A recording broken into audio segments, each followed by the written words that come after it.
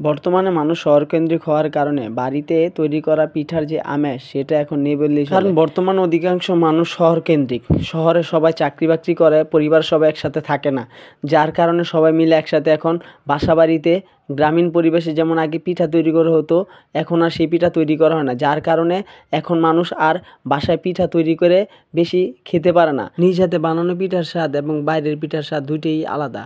নিজ হাতে বানানো পিঠার স্বাদ এবং তৃপ্তি সহকারে খাওয়া যায়, কিন্তু বাড়ির পিঠার স্বাদ এবং তৃপ্তি সহকারে খাওয়া যায় না।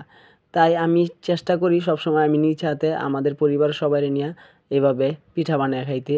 বর্তমানে যে শীতের মৌসুম চলতেছে, সবাই চাইলে নিজে কষ্ট হইলেও বাসা বাড়িতে এভাবে শীতের পিঠার আমেজ এবং স্বাদ দুইটাই নিতে পারেন, এবং চেষ্টা করবেন যেন নিজ হাতে পিঠা বানায়া সবাই মিলে একসাথে খাওয়ার।